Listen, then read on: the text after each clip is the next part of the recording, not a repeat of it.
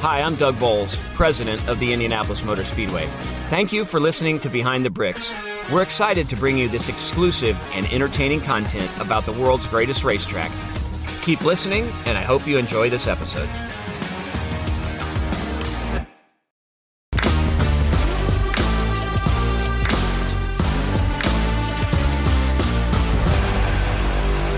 Hey, Indianapolis Motor Speedway fans, Doug Boles here with you for another episode of Behind the Bricks here on a windy day in the admin parking lot right behind Turn 1. And today we want to talk to you about our official relationship with Chevrolet and these cool official vehicles that you see all over the racetrack and all over the city of Indianapolis.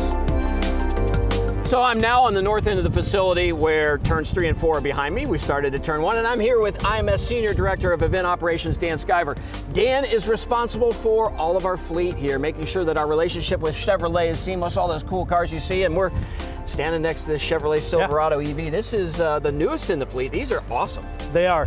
We're running a program with them right now. These Silverado EVs are great, and we're transitioning more of our fleet into that EV category. So we've got a lot of Tahoes, we've got all kinds of vehicles here. We can't operate at the Indianapolis Motor Speedway, our events, without those official vehicles. Yeah, Chevy's a great partnership, and as fans come out here traversing around the property, they've got trams that are pulled by Chevy trucks. Then we've got the vans, obviously on-track response with fire rescue. So absolutely, we couldn't do anything without our partners from Chevy. So we're closing in on a couple hundred vehicles that it really takes to put on the event here at the Indianapolis Motor Speedway, including the vehicles that the parade folks use around town to promote.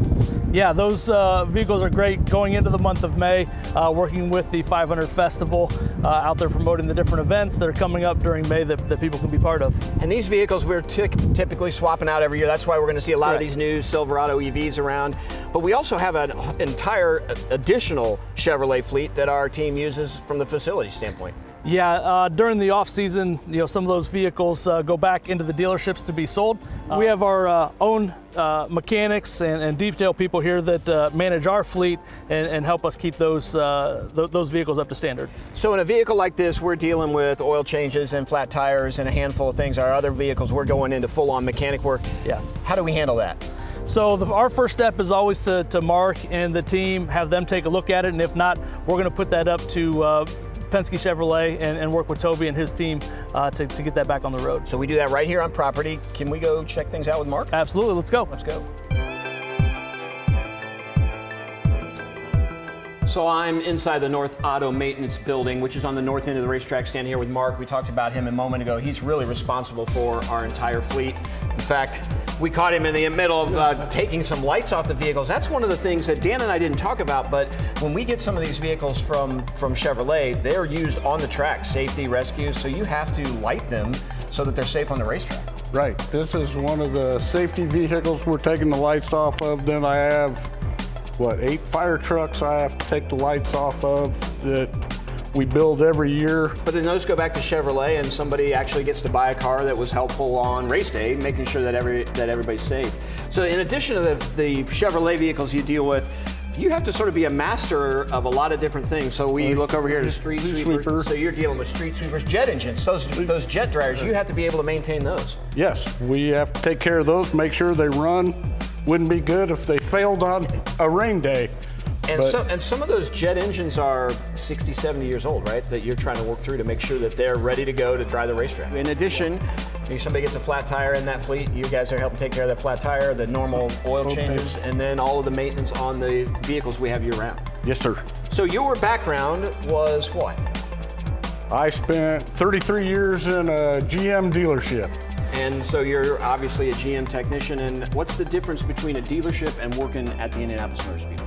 This is a lot more fun. There you go, guys. Mark is responsible for all the vehicles that we have here at the Indianapolis Motor Speedway, and it is a full-time job. There are cars lined up that he's got to deal with here, but everything runs smoothly here at the Indianapolis Motor Speedway, thanks to this guy and his team.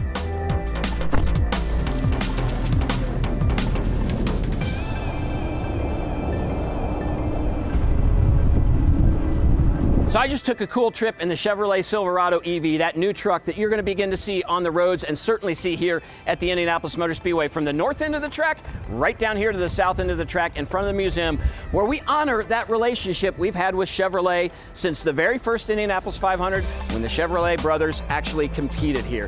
Louis Chevrolet, Gaston Chevrolet winning in 1920. It's an important relationship, and still today, without Chevrolet and those vehicles that they provide, we couldn't put on the events we do here at the Indianapolis Motor Speedway. It's a great relationship, and I know you appreciate it too. Until next time, it's Behind the Bricks.